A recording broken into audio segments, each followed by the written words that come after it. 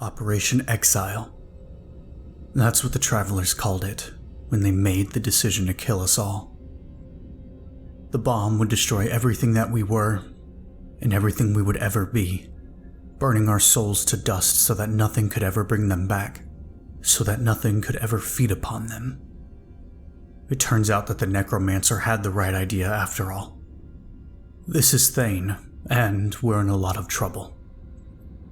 We were locked in at HQ, and we thought that things were finally quieting down. We had a few ops in the pipe that I was honestly looking forward to, just to see sunlight again, or at least the sky. I don't even know what fresh air tastes like anymore. Didn't quite get the chance. Prometheus had been preparing for something big, but we had no idea what, and anyone we tried to capture killed themselves before we could take them into custody. Then it all stopped, like the calm before the storm. We pulled the base off lockdown. Jeffries and Tanner were both on duty, while Barry and I were slamming back drinks in the cantina outside the mess hall. It had been tense, not knowing what could be coming our way, and we figured it was time to celebrate. After neither of us could no longer walk in a straight line, we shambled past the barracks wing, harassed Sprite over at R&D, and found our way to the airfield doors so we could finally take a walk outside. The 2 checkpoint guards posted next to them swiped our IDs and let us through, the heavy, steel barrier sliding open in front of us. Barry shuffled ahead of me, and I could see the beginnings of the night sky over the walls of the complex. Apart from the base itself, there was no light pollution out there, so you could see every star in the sky. Streaks of cosmic radiance burning over the vast rows of helicopters and maintenance hangars, while the dark silhouettes of watchtowers lurked upon the horizon, each outfitted with a laser defense system, designed to shoot down incoming missiles and aircraft. I was about to follow Barry outside, ready to take it all in, when a blinding flash of light swallowed my vision, and a thundering boom shocked through the air, deafening my ears and knocking me onto my back with a concussive shockwave. Barry scrambled over to me as I crawled to my feet, looking up to see that one of the towers had been reduced to a smoldering ruin. My ears ringing, I stepped forward and looked up to see a bizarre aircraft descending from the sky above the airfield, like a sweeping hook with wings of vicious, metallic thorns, glowing, crimson sigils burning upon its every surface. The alarm began to sound and the remaining defense towers locked onto the ship, their lasers flashing against it, only to burn upon a sudden force field of hexagonal lines, streaks of sparking fire raining down from every point of impact, but failing to penetrate the flickering barrier. The dark aircraft turned through the sky like liquid upon the air, and the weapon systems beneath its wings flared with minute beams of seething antimatter that collided with the unseen towers, a cascade of explosions cracking through the distance a moment later. Upon the horizon, the lights of several incoming helicopters slowly approached, cutting through the night as the lone alien craft swiftly dispatched any remaining defenses. "Come on, let's get to the armory," said Barry, running back into the hall as the 2 checkpoint guards rushed out into the darkness with their rifles at the ready. Gunshots rattled behind us while I followed Barry into the depths of the complex and emerged within the luminous central chamber, contingents of soldiers rushing over the walkways of glass and grated silver that flanked the walls of the second level, while others emerged from the barracks doors, dressed in fatigues with their M16s slung over their shoulders. Panicked chatter crackled from every radio, while orders were barked through the air in the chaos, everyone in a hurry to quickly mobilize. Passing through the blinding fluorescent lights that burned overhead and reflected upon every gleaming surface, we joined the surge of off-duty personnel that were running toward the armory, and stopped when we saw Jeffries and Tanner tailing behind another breach squad in their power armor, railguns in hand. "You two, get suited up. We're setting up cover just ahead. We're using the airfield hall as a choke while the other teams deploy from the underground shafts and box them in." "Who's attacking us?" I asked. "Prometheus. They're backed up by Legionnaires. Now go." We continued down the corridor until we reached the armory, The sprawling chamber separated off from towering shelves of equipment and weaponry by silver grating, while the armorers struggled to accommodate everyone that was rushing toward the queue windows. Barry and I were hurried in through a separate entrance alongside several other breach squad members, moving past the rows of workbenches and scattered parts before we arrived at the holding area for special operations gear. 2 armorers quickly took our powered exoskeletons down from the racks and anchored them to the floor before moving to assist the others. The back of my armor yawning open before me, I stepped up into it and it locked into place around my limbs, humming to life as it sealed me inside, and the heads-up display flickered in around me. When it was fully powered on, I took an electrical cannon from the racks and armed it, Barry quickly joining me after he loaded his railgun. "Let's kick some ass," he said. I nodded, and we ran back down the rows, other squad members rushing by us to get suited up. We passed through the grated door and hurried through the crowds of the main armory, leaving it for the corridor that led back to the central chamber. Something beeped from overhead, and we looked up to see Sprite decloaking above us, following in our wake as gunshots rattled through the hall ahead. Entering the central chamber, we saw it was now sectioned off with metal blockades, soldiers and breach squads taking cover behind them while they kept their weapons trained on the hall to the airfield. Several Prometheus soldiers had been gunned down in front of it, clad in dark, lightweight armor, black balaclavas, and M4 carbines as their blood dripped from the silver walls. Jeffries motioned us over to where he and Tanner were positioned in front of the open hall, and we took cover next to him. Sprite beeped again, and Jeffries patted him. "Good boy. I was wondering if they would release you." Our radio systems crackled to life within our suits. "Overwatch to all personnel. 4 hostile aircraft have landed on the strip and 2 have taken the helipads on the roof.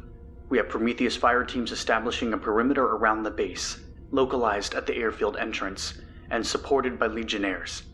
Backup is inbound, but be advised that an unknown stealth aircraft has bypassed radar detection and has disabled anti-air capabilities.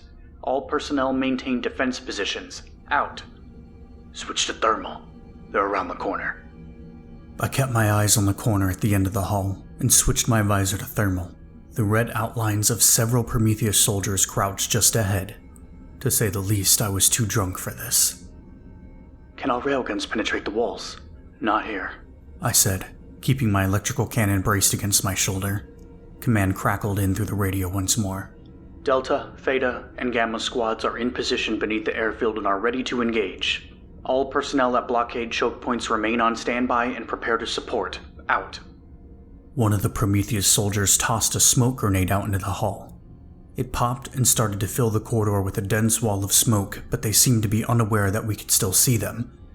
The soldiers angled out from behind the door with their rifles raised, and the breach operators around me immediately opened fire, railguns cracking through the air and messily splattering the oncoming forces across the walls.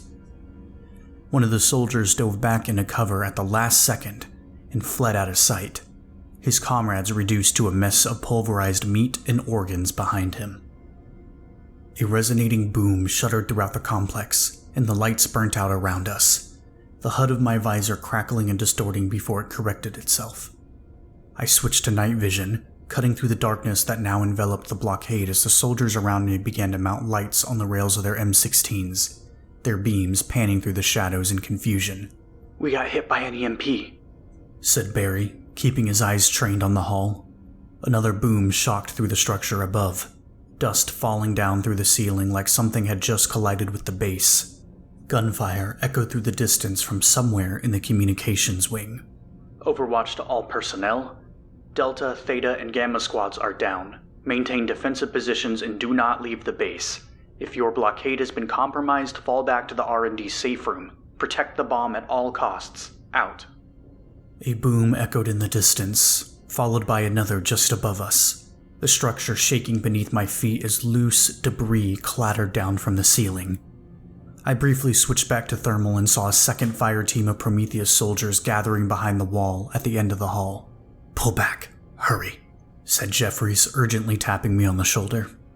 Barry, Tanner, Sprite, and myself followed Jeffries through the blockade while another breach squad took our place, leading us to the connecting hall of the R&D wing just as a thundering explosion echoed through the complex, and the ceiling of the central chamber gave way behind us. I quickly covered my head and got low to the ground as a beam of antimatter shot down from above, and with a blinding flash I saw half the room disintegrate in a split second before the shockwave knocked me to the floor. Disoriented, I scrambled across the metallic tiles, rivers of blood smearing beneath me as gunfire rattled through the crackle of flames. Tanner grabbed me by the hand and helped me up.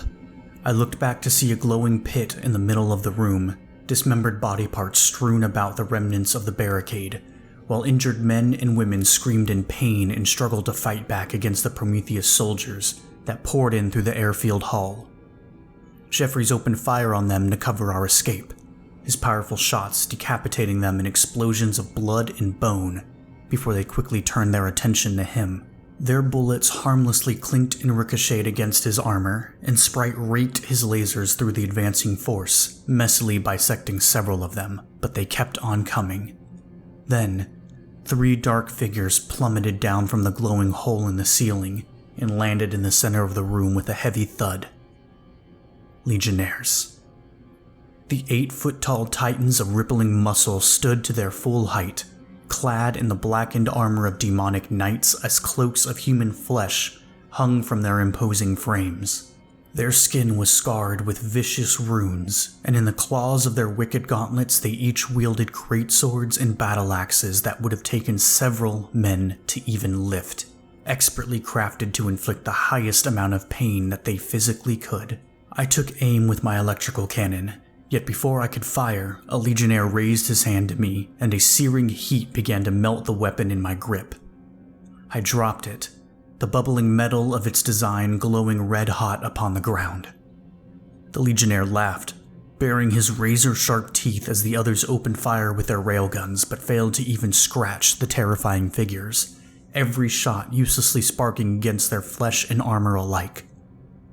While the other 2 began to slaughter the remaining soldiers in the room, the Legionnaire before me held his unbroken gaze, raising his sword in the air as he slowly approached. Your fates have been written. Your resistance is hollow, he bellowed, the others pulling me back. A soldier tried to run past him into the hall, but he swiftly snatched him up with a single hand and crushed his skull within his fist. Your reality belongs to us, and your flesh belongs to me. I turned and quickly retreated with the rest of my squad, running down the corridor as the laughter of the Legionnaire bellowed through the air, and another echoing boom nearly shook me off my feet. Turning into the sprawling lobby of the R&D wing, we saw a fire team of Prometheus soldiers pinning down the meager remnants of a blockade, their shots rattling and sparking across the metallic desks and shattered windows of the adjoining office block, while our allies struggled to return fire. Jeffries, Tanner, and Barry immediately gunned them down in a hail of depleted uranium, their blood splattering upon the silver walls lit only by the lights of rifles and the flashes of gunfire. Another 3 Prometheus soldiers came in through the secondary hall they were attacking from, one of them shooting a fleeing researcher in the back, while the other 2 took aim at us. I felt the shots of 5.56 ricochet harmlessly against my armor, but the second soldier fired an AR-10, the .308 round piercing through Barry's plating and a splatter of blood. Jeffries and Tanner quickly returned fire, joined by several men taking cover beyond the blockade, blasting the Prometheus soldiers to pieces. "Are you okay?" Jeffries asked. Barry nodded, clutching his stomach in pain.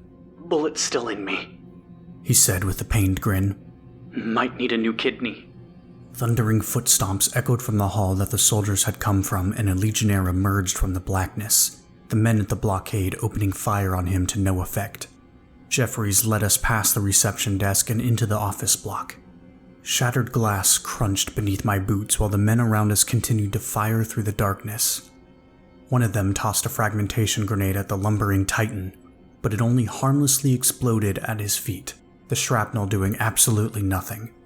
Another breach squad of 5 emerged from the shadows at the end of the block, hurrying past us, all wielding electrical cannons. "Sia is Epsilon. Help us set the perimeter," radioed the other sergeant.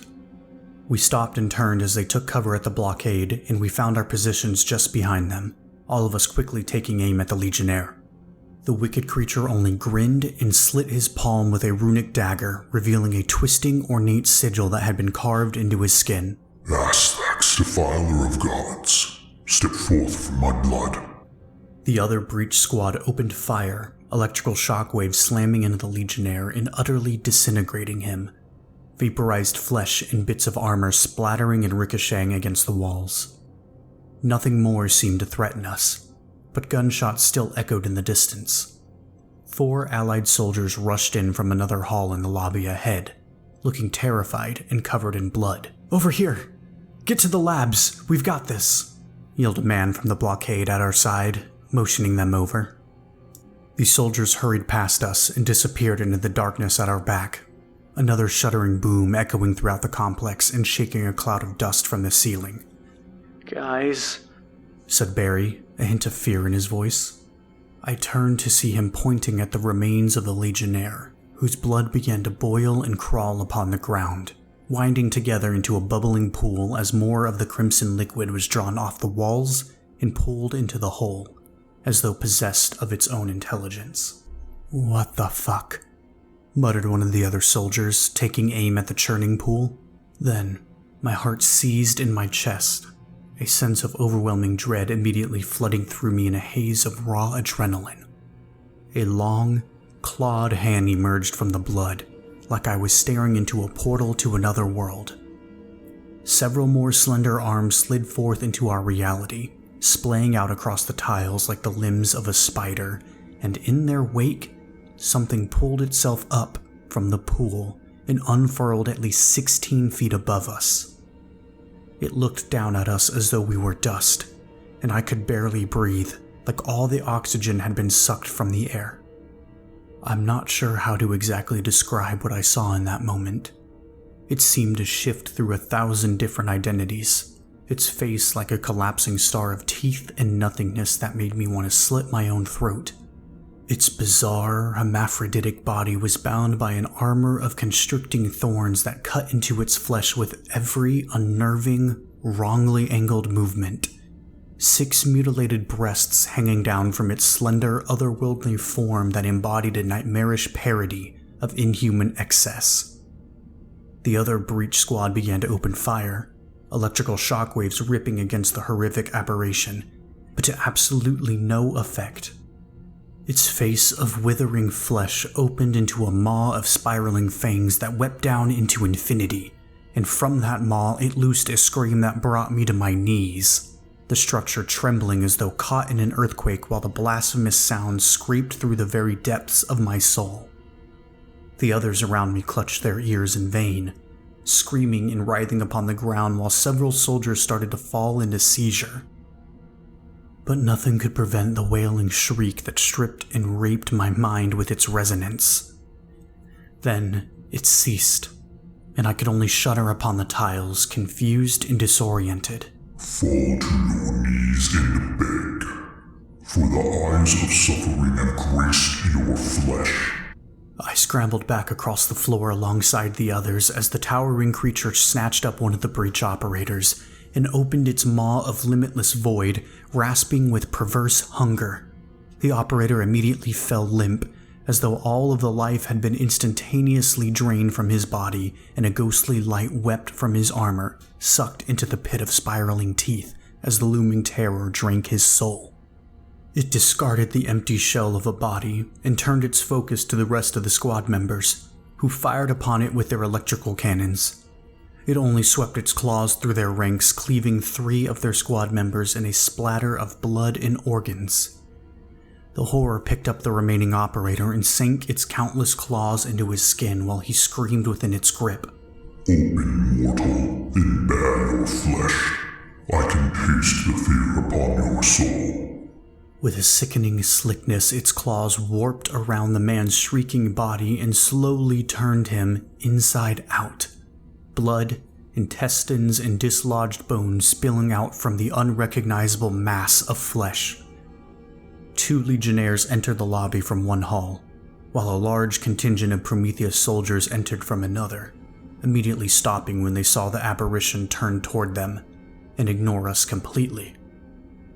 It didn't care if they professed to be its allies. It just wanted to inflict as much pain as it possibly could, and when it smelled their souls upon the blood-drenched air, it couldn't deny its hunger.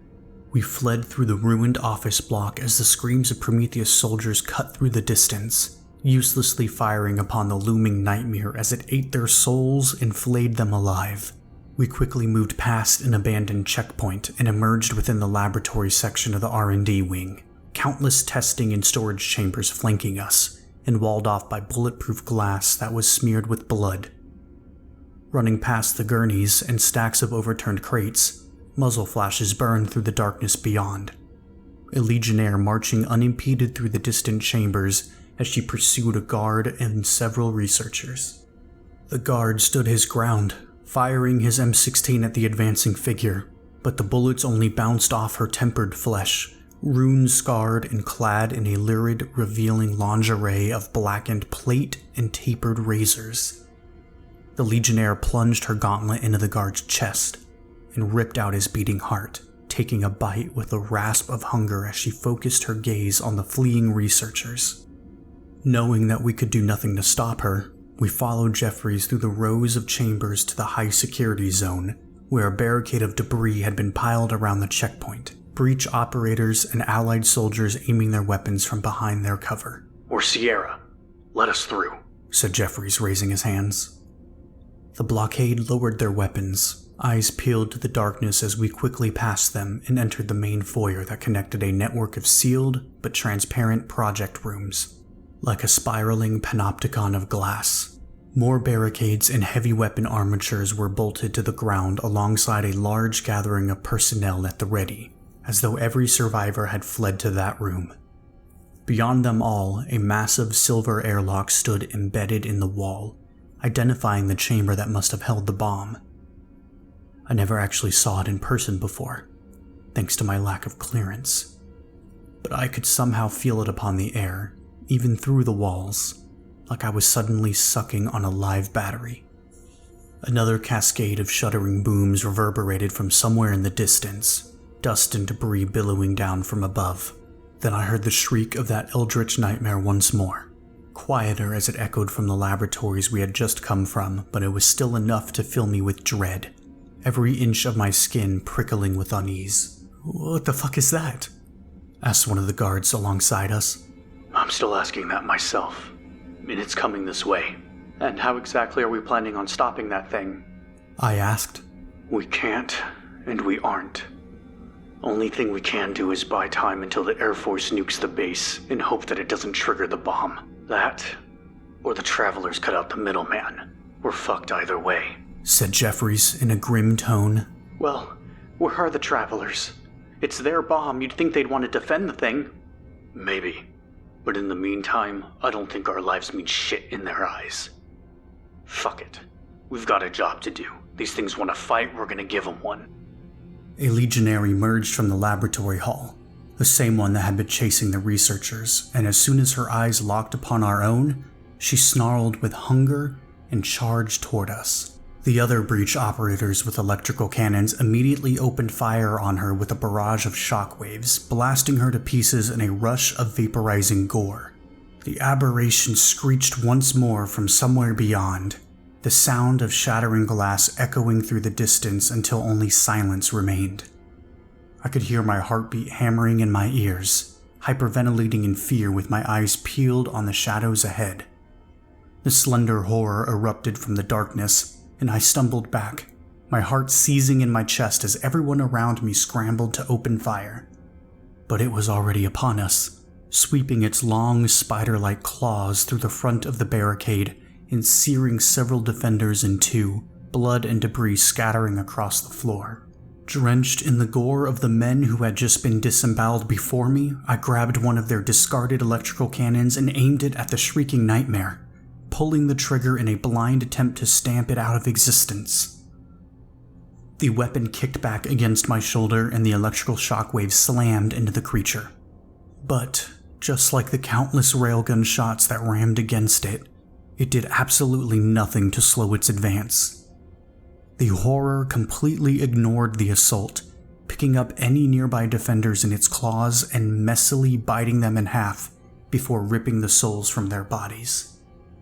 The voice of Overwatch crackled in through the radio. "All personnel, fall back to the safe room. Do not let it touch the bomb," yelled command over the chaos. Jeffries grabbed Barry and I from behind. "Come on, you can't hurt it." I turned away, following him and the rest of my squad over to the airlock as the others struggled to hold the nightmare back. While the airlock slowly slid open with a shuddering groan, I looked back at the ravening abomination. It ceased its slaughter, countless crimson dilated eyes splitting open across its flesh, before every single one of them immediately focused upon me. Every muscle in my body froze, and as the horror raised a single drooping limb and pointed directly at me, the world around me dissolved away, as though it were a painting splashed with thinner. What took its place is difficult to describe, but I remember the feeling more than anything. The feeling of my soul tearing itself apart, of my mind fracturing into 1,000 pieces. I stood within a forest of bleeding flesh, skies of warring crimson, violet, and rotting bile colliding through the mirage of reality. The air was viscous, pushing through my lungs and cradling my body like a slurry of liquid meat, and all around me, cellular willows burned and wavered through reality, trailing across my vision in a sickening miasma of tangled skin and nameless viscera. Before me, the aberration stood, pointing at me through the shifting world as its mind forced itself upon my own. Yet my eyes were not on that towering horror. They were on the nightmare that lurked beyond it. Looming forever above the monstrous wood, a willow of pure void stretched across my sight and occupied my soul, every branch winding down into the pits of gnashing infinite teeth that threatened to devour what precious little remained of my sanity. Back and forth it recoiled and pulsed like a contracting muscle set into the world, throwing off shockwaves that rippled through the multiverse. Like a psychic wind of unbridled carnage. Backlit by a star of a hue with no name, the caustic glow of the eldritch god fell upon me, and my skin burned. Every nerve in my body bursting into flame as the taste of blood filled my mouth. But try as I might, there was no true description for the thing that I saw. There was only the sensation of being corroded from the inside out, eaten away by its acidic gaze, while every aspect of my identity burned to dust in the primal wind. I felt like a collapsing star, imploding into myself as I struggled to behold the paralyzing sight. And then it was gone. I was standing back at HQ once more, the servant of the godlike willow lowering its outstretched claw. I collapsed to the ground as the fighting continued around me, but I could barely hear it above the ringing in my ears. The image of the willow scorched into my sight like a stinging afterimage. Every muscle in my body twitched and convulsed, and I felt like I was having a walking seizure. My squad mates yelling for me over the radio, but I couldn't make out their words. I felt like my identity had been blasted to nothing, and the only thing that remained in its place was a terrifying hunger that permeated every aspect of my being. I wanted to rip into my own flesh and swallow it whole. I wanted to kill and destroy. I wanted everyone around me to scream and suffer while I broke their bones and ran my hands through their bleeding organs and sank my teeth into their skin and tasted their meat. I wanted to feel it slide down my throat, blood dripping down my chin while I reveled in the perverse glory of my own surrender. Then I felt arms pulling me back.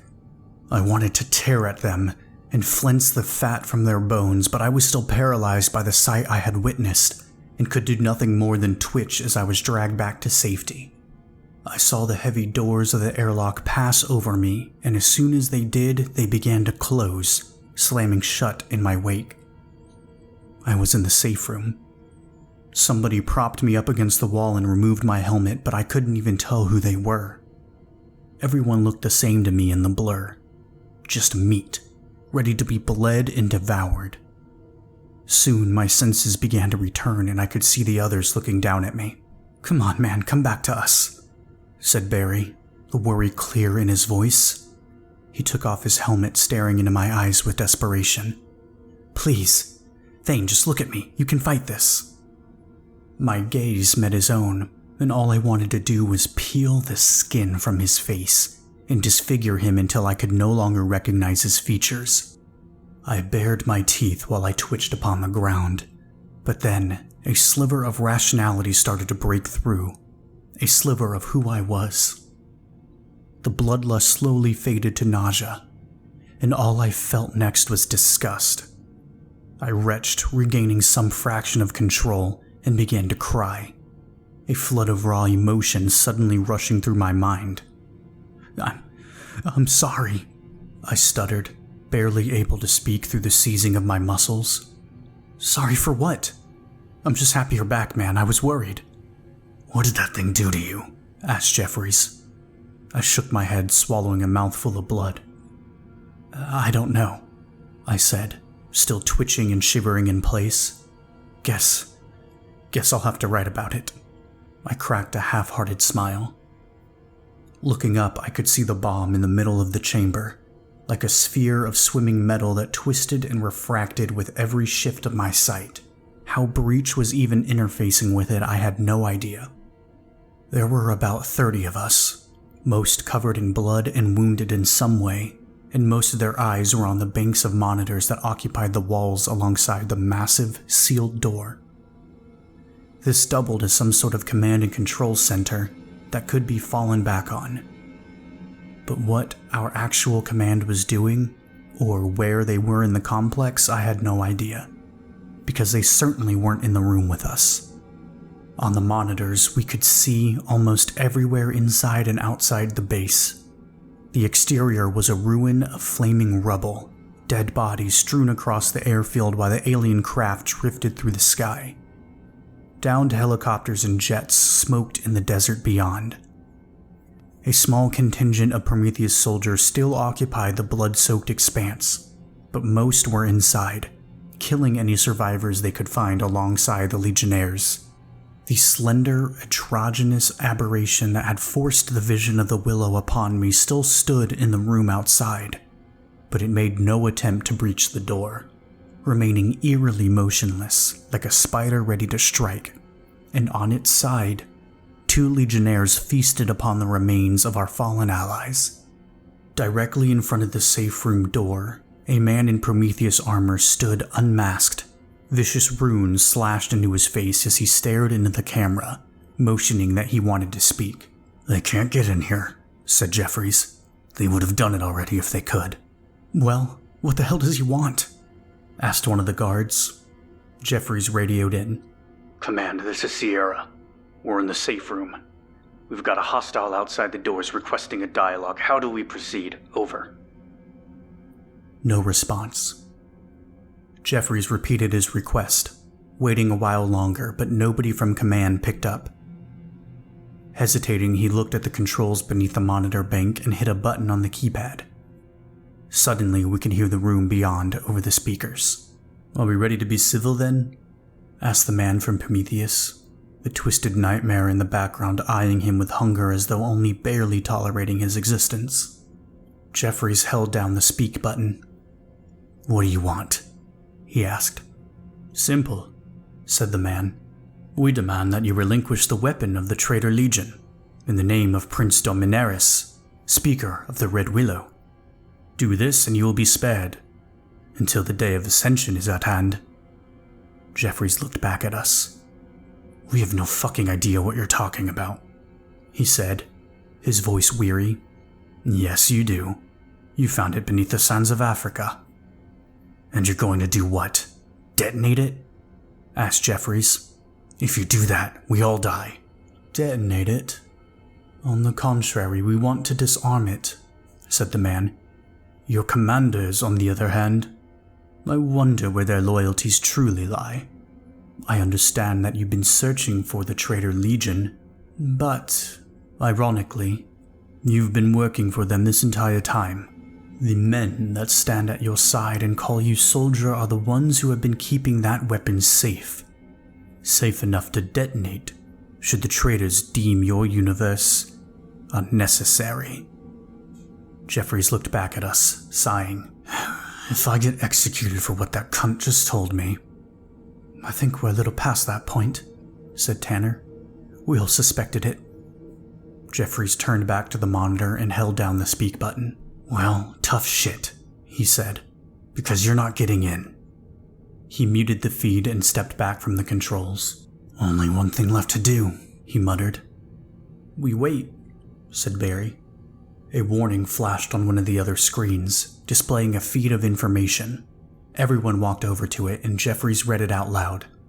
Impact event, he said in confusion. Upper atmosphere inbound, 800,000 meters per second. He looked back at us, but we had no idea what it meant. Then, something else caught my attention on the monitors surveying the airfield. I pointed and Jeffries turned back to them. A dark figure slammed down upon the concrete, cracking it beneath him in a cloud of debris before standing to his full height.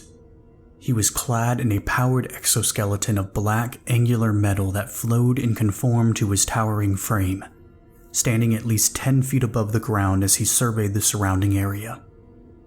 He was a traveler. The craft of the Legionnaires drifted down from the sky and he turned to face it, undaunted.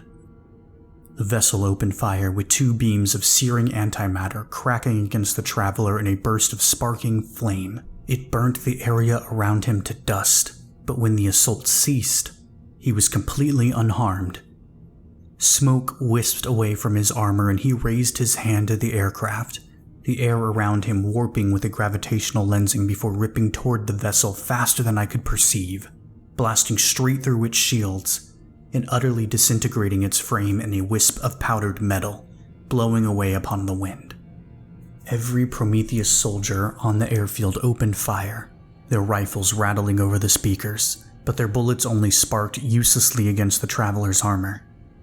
Within the blink of an eye, the traveler teleported to each soldier, ramming his fists through their bodies so quick that it looked like the entire group simultaneously exploded, until there was nobody left but him. Soaked in blood, he slowly advanced toward the complex, entering the main hall and making his way to the central chamber, where 2 Legionnaires and several Prometheus soldiers attempted to engage him. He merely raised his hand to them, never breaking his stride, and everybody in the room just vaporized, splattering against the walls in a burst of gore and liquid meat. The traveler made his way to the R&D wing, knowing exactly where he was going. Moving past the office block that was littered with sundered bodies, he entered the laboratory section, where several Legionnaires and a handful of Prometheus soldiers waited for him. They opened fire, the Legionnaires conjuring spears of frost and bolts of lightning in their wicked gauntlets, but their attacks were barely even acknowledged by the approaching figure. He only raised his hand and projected a beam of flickering void across the entire room, effortlessly slicing through every wall and messily bisecting every living thing that it hit. Drenched in gore, the traveler passed the high-security checkpoint and entered the section just outside the door. The 2 Legionnaires charged at him, and he punched clear through the first one's skull in an explosion of blood and brains. He then picked the second one up and effortlessly ripped him in half, scattering his remains across the ground.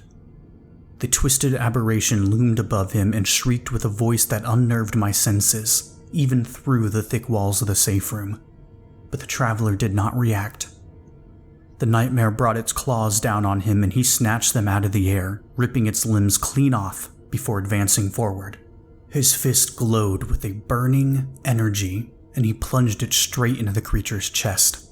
Its body imploded with a sickening crunch, cracking inward under a massive influx of gravitational energy before exploding outward, its bloody remains splattered across the walls. The traveler approached the safe room, and before the Prometheus man could say another word, the traveler smacked him across the face, his skull exploding in a spatter of blood and bone. The monitors flickered as the traveler instantly overrode every security system we had, and the heavy doors began to slowly open. Nobody even raised their weapons, too unsure of what would happen, or what his intentions actually were. And even if we had fought, we were nothing compared to him. We were entirely at his mercy. Barry helped me up, and I leaned on him for support as the traveler finally entered the chamber.